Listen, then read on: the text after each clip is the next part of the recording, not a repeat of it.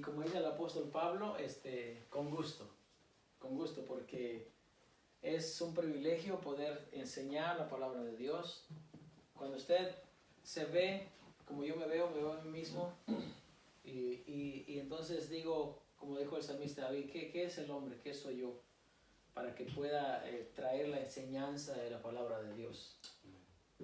Y al final termina en que nosotros solamente somos la gracia de Dios. Nosotros solamente somos el favor de Dios. Porque no hay nada bueno en nosotros que podamos traer hacia Dios. Amén. No importa cuánto el hombre se justifique o cuánto el hombre, mientras esté en su naturaleza de muerto, de pecado, no hay nada que pueda traer hacia Dios. La lectura que leyó el hermano en Job dice cómo es que el hombre se puede justificar. Si aún, parece que dijo, aún las estrellas no están limpias delante de ti. Imagínense cómo el hombre se puede justificar. Entonces, nosotros somos el resultado de la gracia de Dios y del favor de Dios. Ahora, es cierto que para que usted predique, para que usted enseñe, hay varias cosas que tiene que dejar. Primero tiene que hacer un compromiso. No estoy hablando del compromiso de servir a Dios, no. Porque servir a Dios, todos le servimos a Dios, todos, en diferentes áreas, todos. Y el que no ha encontrado en qué área puede servir a Dios, empieza a pensar en qué yo puedo servir en tu obra. Porque todos somos útiles, todos. Fíjense nada más, le voy a dar un ejemplo. Cuando termine el servicio, hay que acomodar las mesas y las sillas, ¿cierto? Amén. Hay que poner un mantel sobre la mesa, ¿cierto? Amén. Hay que traer los cubiertos, hay que arreglar nuevamente o desarreglar y volver a arreglar, como lo quieran tomar. Si Dios permite, ya pronto tenemos un lugar más amplio en el cual vamos a tener un lugar especial donde va a estar solamente para reunirnos, si Dios permite. Amén.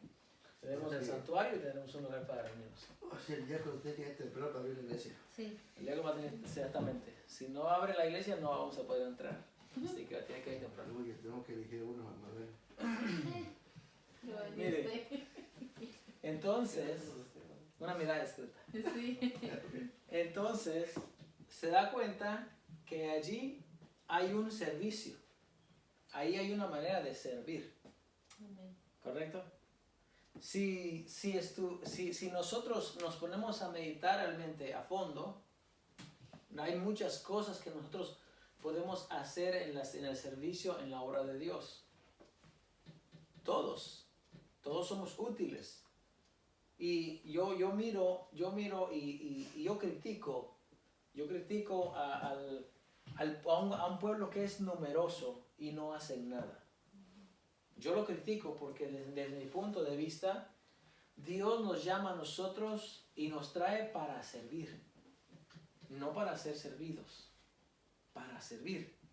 Y es más, Él dijo, como el Hijo del Hombre ha venido no para ser servido, dice, sino para entregar su vida, dice, en rescate por muchos. ¿Sabe lo que eso significa? Dar su vida para salvar a muchos. Eso es un gran servicio. Amén. Definitivamente el mayor de los servicios. Definitivamente. Pero más grande aún, que Dios, siendo el Padre, el lleno de gracia, de amor, aquel todopoderoso que no hay palabras para expresar la grandeza de Él.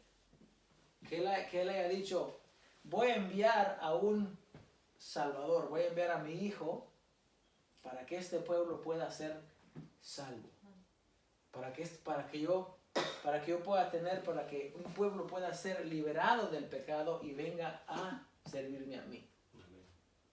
Ayer Emanuel hablamos con Emanuel, ¿verdad? Y me decía de siervo. Y le decía yo, un siervo es aquel que obedece en todo a su Señor. Literalmente. Un siervo es aquel que ni siquiera además se atreve a mirar a su Señor a menos que su Señor le indique. ¿Sabe qué quiere decir siervo? ¿Sabe qué quiere decir siervo? Siervo. Sometido, ¿no? servidor, Servidor. sometido. Pero más grande aún, la palabra griega para servidor es doulos. Y doulos es un esclavo. Un esclavo es aquel que ha sido comprado y que ahora le pertenece a su Señor. Y como dijo Jesucristo, ¿qué acaso dice cuando el Señor llega a su casa, después de haber visto a su esclavo que ha trabajado todo el día? ¿Acaso el Señor dice, ven, siéntate a la mesa conmigo? No, dice. Más aún dice, cuando su Señor llega, mandará a su esclavo que le sirva la mesa, y cuando él haya terminado, dice, entonces dirá, ahora tú puedes comer. Eso es un esclavo, eso es un siervo, eso es un doulos. Ahora, nosotros, Dios nos ha traído a su reino, a su luz admirable, para servir. Para servir. No nos ha traído Dios, nos ha dado la corona de justicia, no nos ha sacado de las tinieblas para llegar a su luz admirable y entonces no hacer nada y esperar que las almas se pierdan y esperar que la gente no reciba la palabra de Dios. No, ese no es el propósito. Yo medito en la oración que el hermano Sergio hizo al comienzo y es una gran verdad, porque no solamente queremos orar que las almas se salven, no, sino que queremos nosotros ir y buscar, ir y llevar el mensaje, ir y traer a aquellas personas, enseñarles dónde está la verdad. ¿Usted cree que estamos predicando la verdad? Yo sí creo que estamos predicando la verdad. Yo sí creo que estamos predicando la verdad. Cuando tú conoces la verdad, dice el Señor Jesús, si tú conoces la verdad te va a hacer libre. La verdad te va a hacer libre. Estos días estamos viendo una serie, porque yo también veo series, ¿verdad? Para que el que me escucha, que sepa. Yo también veo series, también tengo mi tiempo de ocio, de relajación, de lo que usted quiere llamarle. Esta semana no he tenido, pero yo lo tengo. Y en la serie hay una esclava, y esa esclava nació dentro de la hacienda, o sea, nació bajo el régimen, bajo el señorío del anciano, del padre de familia. Y como nació, esa esclava le pertenece al dueño. Entonces, quien le puede dar la carta de libertad, como se hacía en el tiempo del apóstol Pablo a esa esclava, es el padre de familia. Pero una vez que el padre de familia fallece, quien queda de señor y dueño de ese esclavo, de los esclavos, es el hijo. Y el Señor Jesús dijo, quien se queda en casa, dice, no es, dice, el esclavo, sino se queda el hijo. El hijo es cuando no importa cuántos mayordomos tenga el señor de la casa, no importa cuántos mayordomos, cuántos buenos trabajadores, buenos administradores, no importa. Quien se va a quedar cuando el padre de familia no está, es el hijo. A él le pertenece. Y dice el Señor Jesús, así que dice, si el Hijo os libertare, seréis verdaderamente libres. Sí, el Hijo, ¿por qué? Porque a Él se le ha dado el poder, la autoridad de libertarnos. Y Él mismo dice, mi Padre, dice, a nadie juzga. Él ha dado todo el juicio al Hijo, para que todos vengan y hagan la voluntad. Bueno, entonces, cuando Él nos ha traído a nosotros y nos ha dado la luz, y conocerán la verdad, dice, y la verdad los hará libres. ¿Creen que estamos predicando la verdad? Amén. Amén.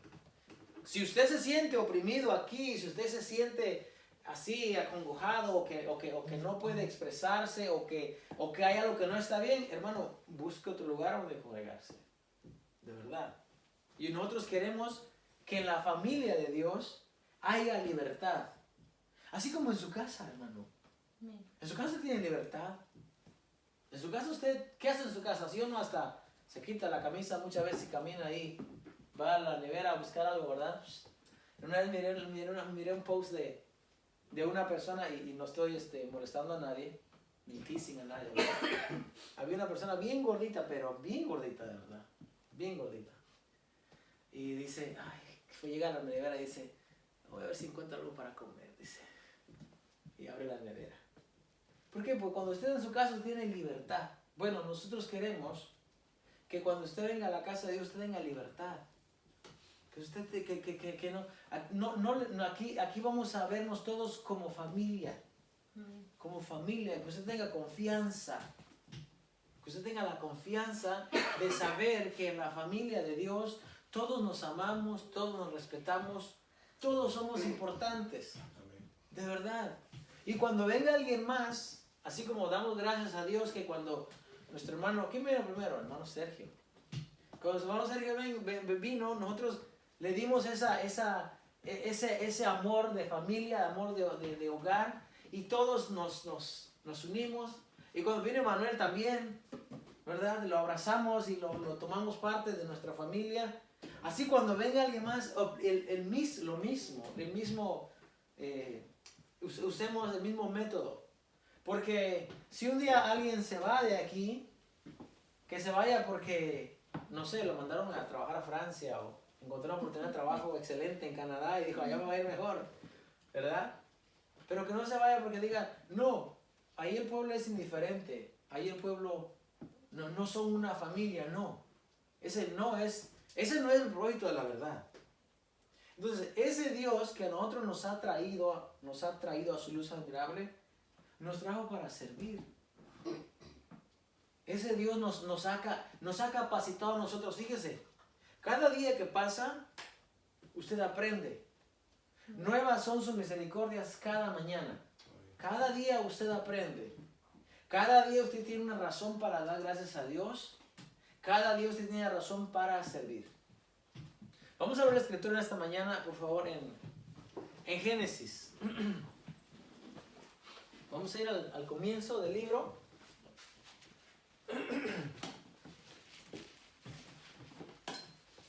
Hija, prende la luz, por favor. Ya se está poniendo un poco oscuro porque va a haber tormenta.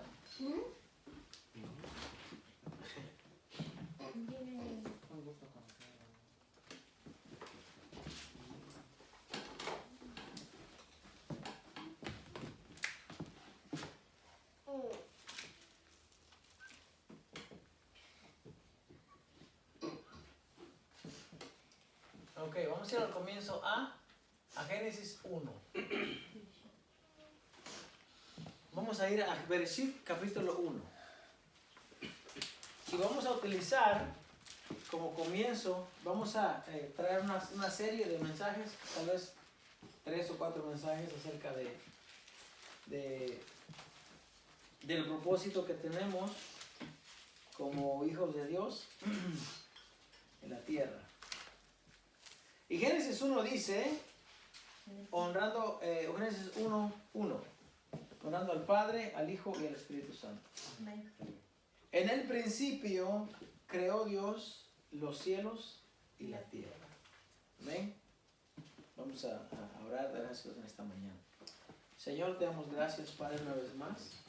Gracias, bendito Dios, por la lectura de tu palabra, Señor. Te rogamos, te pedimos, Señor, que hables a nuestras vidas, que podamos entender tu palabra y sobre todo que podamos practicar tu palabra, Señor. Ayúdanos, Padre, en este día. Gracias por cada uno de mis hermanos, Señor, en el nombre de Cristo Jesús. Amén. Gloria sea al Señor. ¿Qué dice entonces Génesis 1? Dice que en el principio creó Dios los cielos y la tierra. Ahora, cuando leemos el texto en hebreo, cuando nosotros leemos en español, ¿qué pensamos por en el principio? Sí o no, muchas veces pensamos que es en el principio de todo, ¿verdad? Como, no sé, ¿cómo usted piensa? Que es como una antesala o la introducción de la humanidad. ¿Qué usted piensa cuando dice en el principio? un principio es cuando, por ejemplo, cuando empezamos a tumbar el deck, le dije a Cristian, todo hay un principio y todo un final.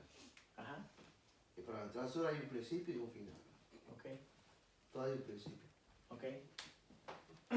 Entonces, cuando leemos en español, entendemos así. Principio. No principito, principio. Ese principito donde quiera se mete todavía. Bueno, en el principio creó Dios los cielos y la tierra. Entonces, yo creo que usted y yo entendemos que ese es el principio de la humanidad. Porque es de la humanidad de la que va a hablar la palabra de Dios. No es en el principio como antes de Dios, o en el principio cuando Dios comenzó a crear los ángeles, por ejemplo. ¿En qué día fueron creados los ángeles? No dice la Biblia en qué día fueron creados los ángeles. No dice. Ni dice cuál era la relación de Dios con el Hijo, ni dice cuál era qué hacía Dios cuando no había nada.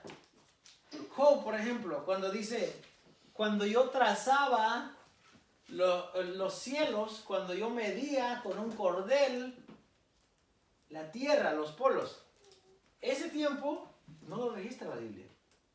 No lo registra la Biblia. Dice Job, quien midió, dice, quien juntó el polvo de la tierra con 3 dedos, dice.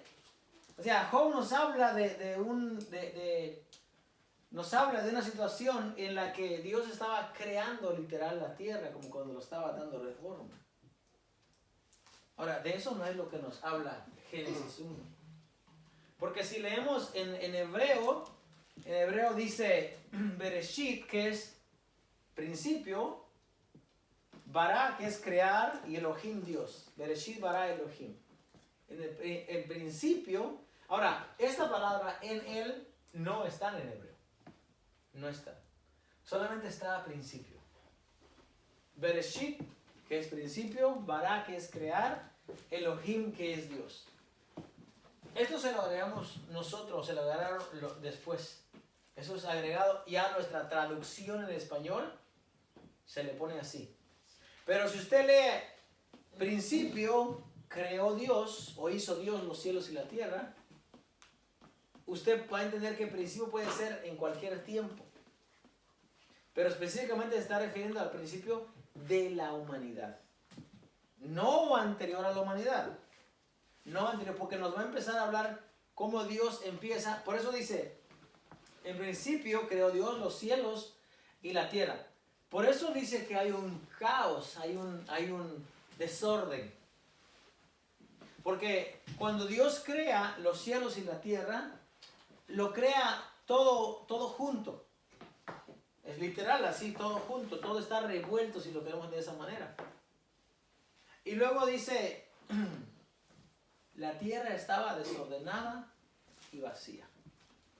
Hay mucha gente que estudia la Biblia y dice que entre el verso 1 y el verso 2 dice que hay un caos, un espacio de tiempo en el que no se sabe qué pasó. ¿Qué hay entre el principio? Porque la gente dice, si Dios es perfecto, si Dios creó los cielos y la tierra, lo tuvo que haber creado perfecto. Ese es el pensamiento que la gente tiene. Lo tuvo que haber creado perfecto. Pero perfecto es a nuestro modo de ver, nosotros. Dios no hace acepción en lo que Él crea. Todo lo que Dios hace, lo hace bueno. Todo. Aún en el caos, aún en el inframundo donde hay oscuridad, aún ahí hay un propósito. ¿Qué dice? El Espíritu de Dios se movía sobre las aguas. ¿Necesita el Espíritu de Dios un paraíso para moverse? No. Claro que no. Nosotros decimos, estaba desordenado, estaba vacío, no tiene propósito, eso no puede haber creado Dios. Tuvo que haber pasado algo. Eso es lo que nosotros decimos. Pero la Biblia sigue diciendo, la tierra estaba desordenada y vacía. Entonces, viene Dios y viene a acomodar. Viene a acomodar. ¿Qué entendemos de ese comienzo, de ese principio? ¿Qué entendemos? Para empezar, entendemos que Dios no tenía que crear nada. ¿Se da cuenta? Dios no tenía que crear nada. Como cuando uno de mis hijas, no voy a decir quién, pero viene y me dice, Daddy, you need to give me, dice. Le digo, no, yo no necesito darte. ¿Verdad? Cuando dicen, you need to. No, yo no necesito hacerlo. Me puedes pedir y yo lo puedo hacer, pero de eso de que yo tenga que hacerlo, hay ciertas responsabilidades que uno como padre tiene que tener, que tenemos que hacer. Sería, ¿qué es? Aparte de, bueno, en criar y en cuidar a nuestros hijos van muchas cosas. Pero tenemos que proveer alimento, comida, ¿verdad? Tenemos que proveer para que ellos estén sanos. Eso es must have. Tienes que hacerlo. Entonces sería yo la que te dijera. Estamos hablando de los hijos, No nos corramos al otro tema, por favor. Ya empezamos a hablar mal. Ya empezamos a hablar mal, dice. Hay muchas cosas que nosotros tenemos que hacer como padres, pero hay otras cosas que no. Por ejemplo, si me dicen, Daddy, you need to buy me a cell phone. Por ejemplo, no, yo no necesito comprar un teléfono. Buscaremos la manera de cómo comunicarlo. No tengo que. Ahora, lo puedo hacer, lo hago, pero no tengo que.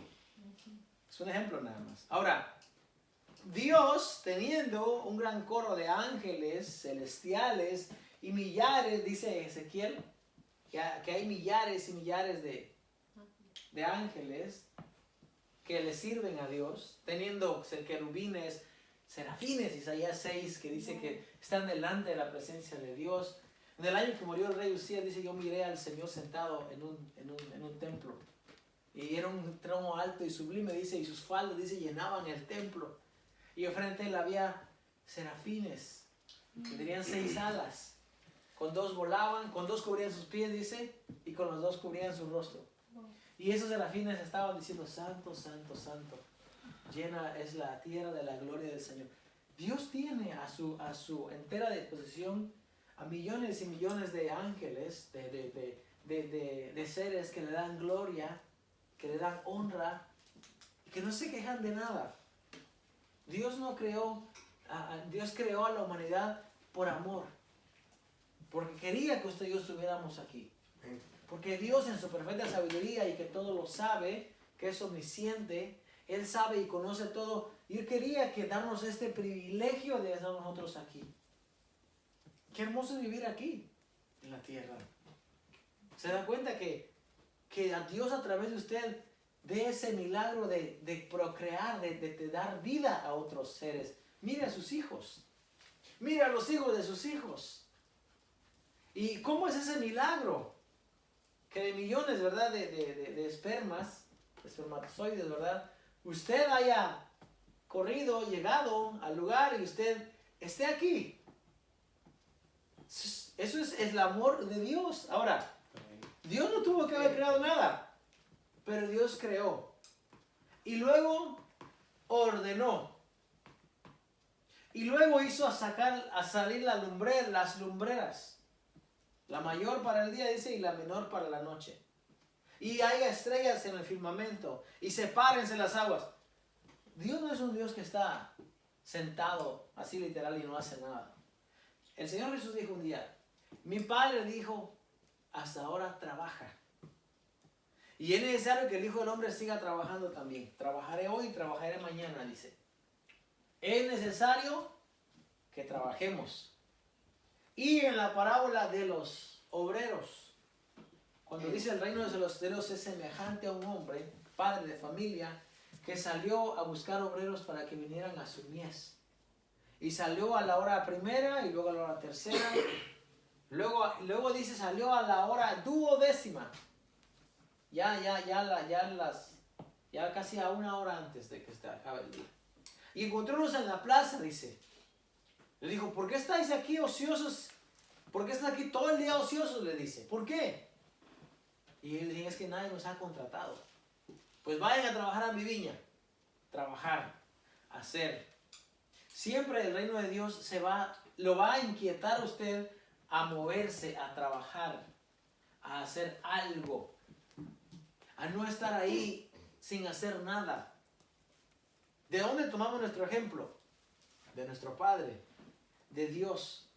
Dios no tenía que crear nada y creó los cielos, creó la tierra, ordenó todas las constelaciones, o puso señales, lineamientos a las estaciones del año, al mar le puso lineamiento. ¿Usted se ha puesto a pensar cómo funciona el mar?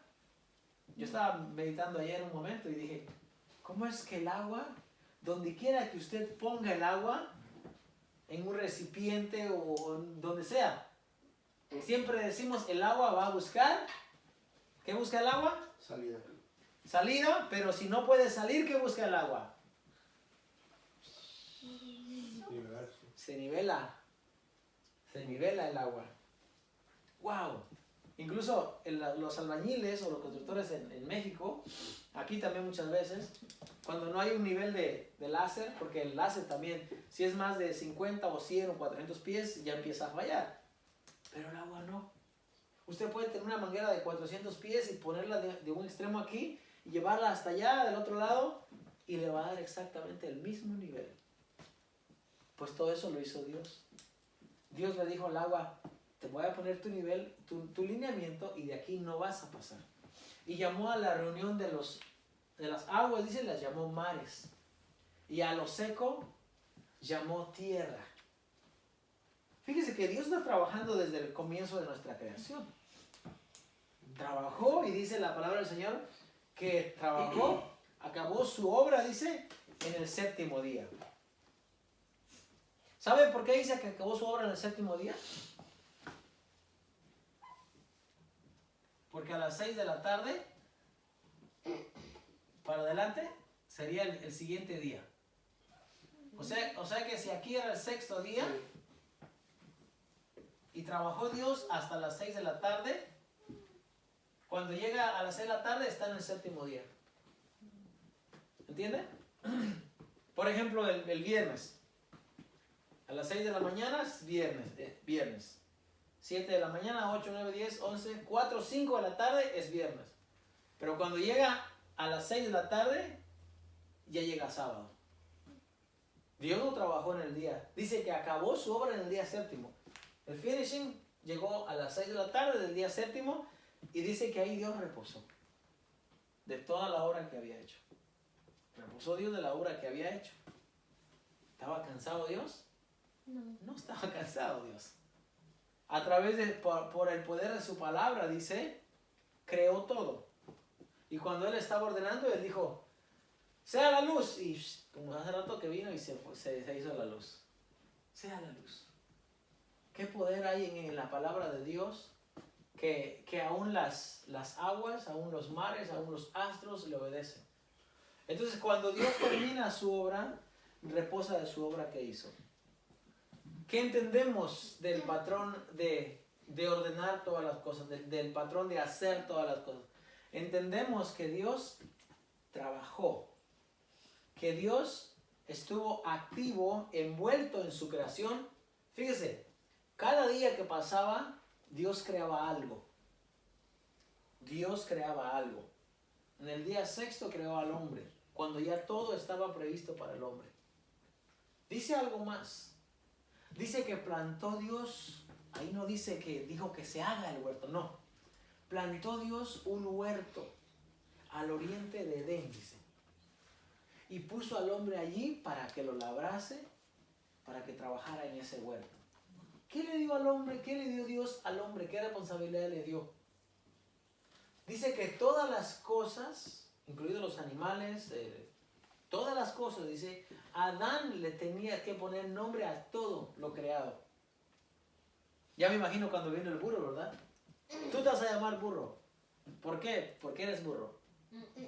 No sé por qué, pero él le dijo que se iba a llamar burro. Y cuando vino el león con su melena tan abundante, ¿verdad? Y tú te vas a llamar León. En México tenemos un estado que se llama León, ¿no? Perdón, no es un estado. Guanajuato, ¿verdad? Hay una ciudad. ¿Qué es León en Guanajuato? ¿Ciudad? Es la capital, ¿verdad? ¿Sí? ¿No? ¿Guanajuato? No sé si es la capital, esto mal el dato. Pero en fin, para propósitos didácticos, hay una ciudad que se llama León. Entonces en una ocasión iba un hombre con melena larga en el autobús, agarradito ahí del pasamanos ahí, y le pregunta a otro, oye, ¿ya vamos llegando al León? Y le dice el otro, sí, ya nomás te falta la cola, le dice. Con melena larga, ¿no? Cuando vio a Adán al león con melena larga y sus garras, dijo, tú te vas a llamar León. ¿Por qué? Porque en inglés león es lion, tú vas a ser lion. ¿Ya? Y cuando viene monkey, también tú vas a llamar mono. Dice la palabra del Señor que Dios le dio trabajo a Adán que nombrara las cosas. Y después le plantó un huerto. ¿Qué entendemos de eso? Que Dios siempre está trabajando y que Dios está dando responsabilidades y qué hacer. Imagínense a Adán que la tenía hecha. Que Dios le haya puesto de todo y ya, no haces nada. No fue así. No fue así. El hombre tenía responsabilidad, tenía que hacer. Ahora, ¿por qué esta introducción? ¿Por qué esta introducción? Porque es importante conocer, tener una base, como cuando usted va a construir, hermanos, como vamos a hacer algo. Incluso, no importa qué trabajo usted haya hecho en la vida o hace en la vida, todo tiene una base, todo tiene un fundamento. ¿Qué es el noviazgo? Para hablar un poco de eso. Aún los que no tienen una carrera profesional o no hicieron un trabajo todavía. El noviazgo es la base de un matrimonio. Todo tiene un principio, todo tiene un comienzo. Cuando enseñamos algo de la palabra del Señor, le ponemos una base para que sobre esa base entonces nosotros edifiquemos. ¿Ok? Ahora, vamos a ir, aparte de lo que ya hemos enseñado, hemos hablado, vamos a ir a un ejemplo en la Biblia. Cuando Dios encuentra a un hombre, confronta a un hombre con su realidad, y vamos a ir por favor a Génesis 22:2.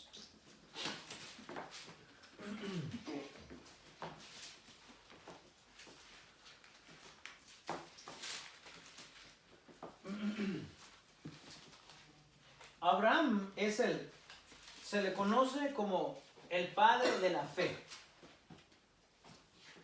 Como el padre de la fe, como aquel hombre que escuchó la voz de Dios. Hay varias historias acerca de Abraham. Ahora, no están registradas en la Biblia. No están registradas en la Biblia. Las historias de Abraham están registradas en otros escritos que están fuera de lo que nosotros conocemos como la Biblia.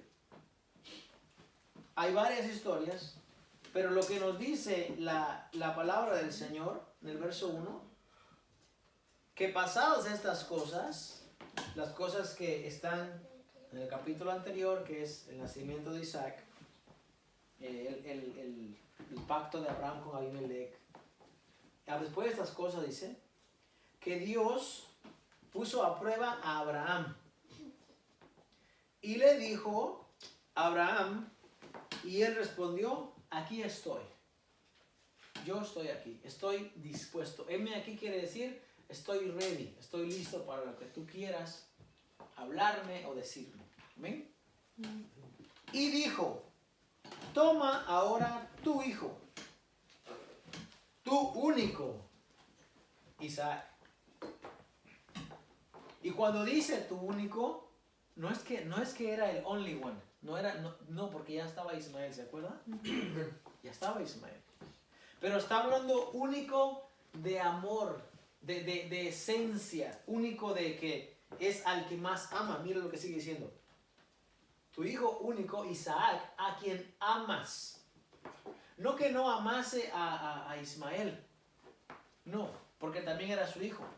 Pero Ismael era un hijo que nació porque había que cumplir un propósito de tener un descendiente.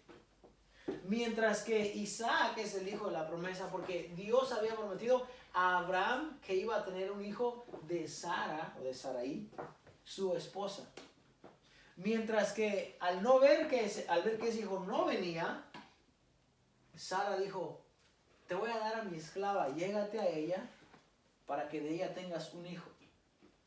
Pero Abraham, a quien ama realmente, es a Isaac. Él es el hijo de la promesa.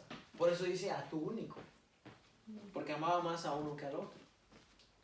Ahora dice, y vete a tierra de Moriah y ofrécelo allí en holocausto sobre uno de los montes que yo te diré.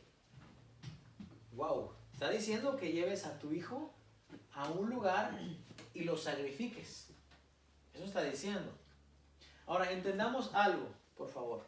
Cuando leemos esta palabra sin tener el contexto cultural, lo que se practicaba, lo primero que decimos, wow, ¿cómo va a decir Dios eso?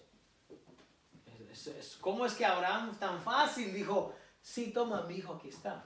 Les voy a enseñar algo. El entregar a sus hijos a las deidades o a las divinidades, en lo que ellos creían, era algo común. Era una práctica común. La gente sabía o pensaba que al entregar a su hijo en sacrificio, va a obtener el favor de los dioses o de las divinidades.